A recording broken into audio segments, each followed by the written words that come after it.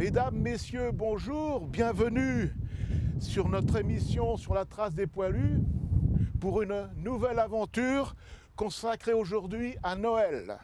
Noël de guerre, Noël en guerre, Noël tout simplement. Vous vous souvenez tous, à peu près, je présume sans doute, pour avoir vu le film Joyeux Noël, un film tourné par Christian Carillon en 2005, qui relate un épisode vécu dans les tranchées lors du Noël 1914. Cet épisode n'est pas vraiment une généralité. Il y a eu certes des fraternisations sur certaines parties du front, mais elles demeurent marginales. En effet, sur la partie du front plutôt côté nord de la France, qui était tenue par les Anglais, il y en a beaucoup eu par rapport du côté plutôt français et belge, légèrement en dessous, notamment dans la Somme. Ce que je vais vous raconter aujourd'hui, c'est quelques éléments issus donc du vécu de certains poilus. Trêve ou fraternisation, comment sont-ils arrivés là? Tout simplement parce que on se bat depuis le mois d'août. Nous sommes au 5e mois de guerre. Il y a une certaine lassitude. Ils ont connu beaucoup d'hécatombes, beaucoup de désillusions, beaucoup de boucheries finalement. Ils ont offert leur poitrine aux mitrailleuses, ils ont chargé à la baïonnette, ils ont vu des horreurs sous les bombardements. Alors, en ce jour de Noël qui se veut de paix, pourquoi pas exercer une trêve tacite de fête avec l'ennemi? Alors cette trêve de fête non prévue, elle s'est faite tout naturellement. En effet, en ce jour, malgré quelques consignes, disons, belliqueuses de la part des autorités, car un combattant demeure toujours un combattant, il n'y a presque pas eu finalement d'attaque sur tout le front. Je ne veux pas dire non plus que c'était une journée paisible, mais ce n'était pas une journée de guerre comme toutes les autres. À tel point que dans certaines parties, il y eut des échanges ce jour-là. Des échanges concernant, disons, ce qu'ils recevaient dans les colis. Ils s'envoyaient de part et d'autre, d'autres des pommes, d'autres des oranges, des boîtes de pâtes et ainsi de suite. Et puis, ce fameux No Man's Land qui sépare les tranchées ennemies des tranchées ennemies a été soudainement occupé par un, par deux, par trois, par quatre, par une section, par une compagnie, ennemis et amis, et ils sont venus à fraterniser. Alors il y a eu même des matchs de foot organisés entre les belligérants dans les No Man's Land. Et puis, finalement, les autorités, un jour, en ont eu marre. Ils ont voulu faire cesser ces fraternisations qui ont presque duré pratiquement une semaine. Alors, il y a eu des sanctions. Ces sanctions ont été le fait surtout chez les Allemands, puisqu'ils ont donc déplacé le 6e Jäger Bataillon, qui avait fraternisé avec les Anglais à Frélingien, à côté d'Armentières, sur le front russe. Et la presse anglaise s'est emparée justement de cette fraternisation, qui a eu loisir au mois de janvier, ces journaux, les plus connus, disons, les quotidiens les plus connus ont relaté ces faits en Angleterre, avec d'ailleurs même leurs collègues américains, tandis que la presse française, elle, finalement, elle a été beaucoup censurée par les autorités militaires. On en a très peu parlé.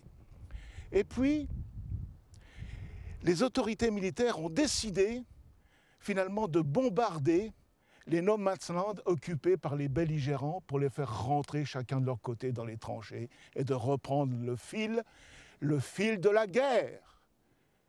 Alors, comme je vous ai dit tout à l'heure, que la fraternisation n'était pas vraiment une généralité, Allons voir ce qui s'est passé dans une tranchée en Noël 1914 à Langemarck en Belgique. Allons retrouver Louis et Marcel. Le premier Noël de guerre.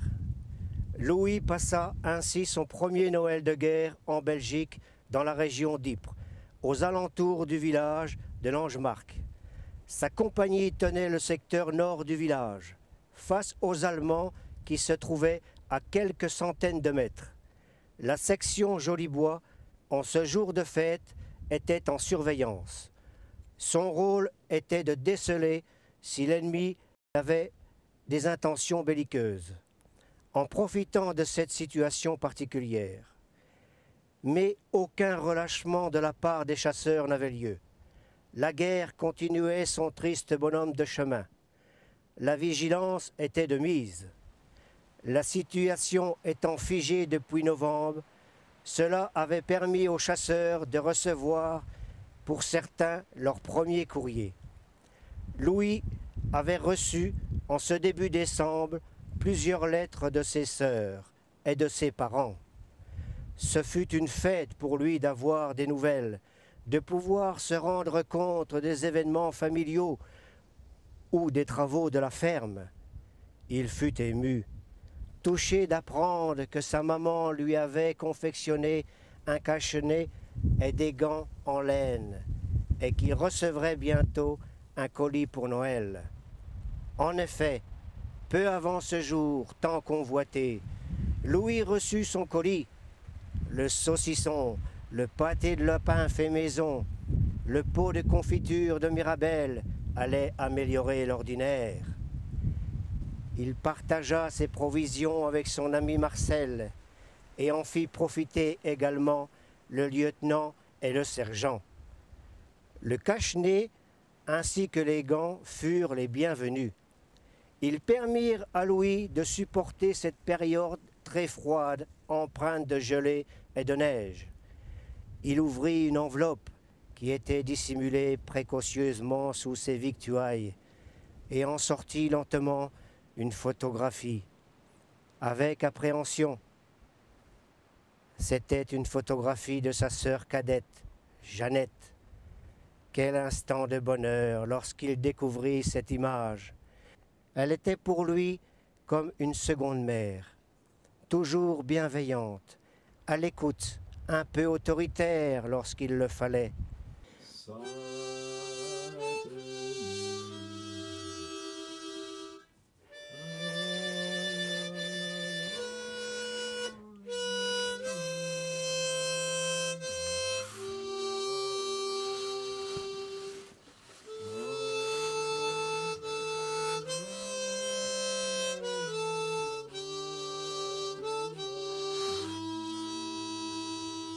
Mais Marcel, bon soldat, en cette nuit de Noël, veillait au grain. Et, dès qu'il s'aperçut que Louis n'était plus à sa mission, le rappela alors dans le secouant fortement. La surveillance de la tranchée ennemie ne devait pas connaître de relâchement.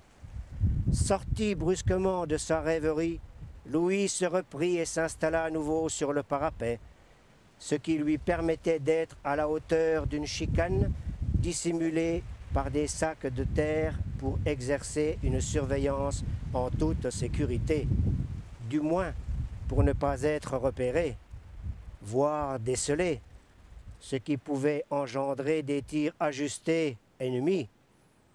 La nuit était étoilée, mis à part quelques passages nuageux qui présageaient sans doute une chute de neige, vu leur amoncellement bas et menaçant. En effet, la neige fit son apparition au petit matin. Alors qu'il attendait que le jour se lève, Louis entendit des rires, des effusions de joie dans les cagnats. Noël était fêté par ses camarades. Ceux qui n'étaient pas de garde s'en donnaient à cœur joie. À minuit, ils tirèrent des fusées éclairantes, comme s'ils voulaient annoncer la naissance du Messie, celui qui allait œuvrer en lieu et place de Dieu. Cela ressemblait fort à un feu d'artifice. Lorsque la fusée luminescentes redescendaient, la clarté qu'elles dégageaient créait des ombres. Elles transformaient le paysage à tel point qu'ils avaient du mal à situer ce qu'ils voyaient normalement de jour. Ils n'en croyèrent pas leurs yeux et crurent un instant qu'une attaque allait avoir lieu. Ils sonnèrent l'alarme. Le lieutenant Bott, ainsi alerté par tant de tirs de fusée, mis en ligne des chasseurs, prêts à donner la charge et à tirer. En vain. Après quelques minutes, ne voyant rien revenir, il les renvoya à leur occupation.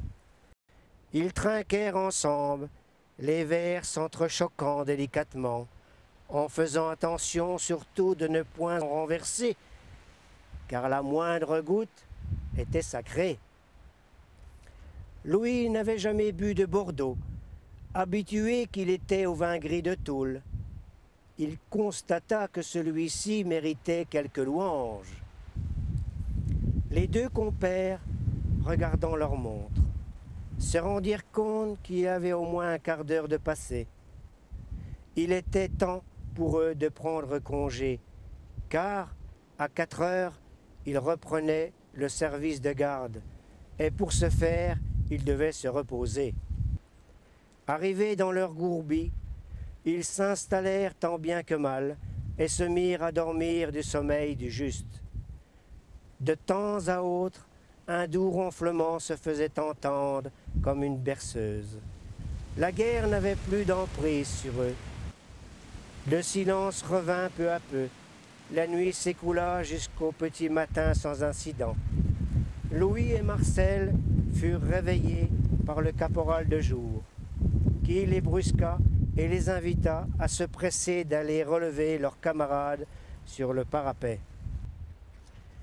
Ils parlèrent avec un certain humour du vin si délicieusement bu, des histoires sur les camarades, des colis reçus. Enfin, cette première nuit de Noël de guerre serait pour eux à marquer dans les annales.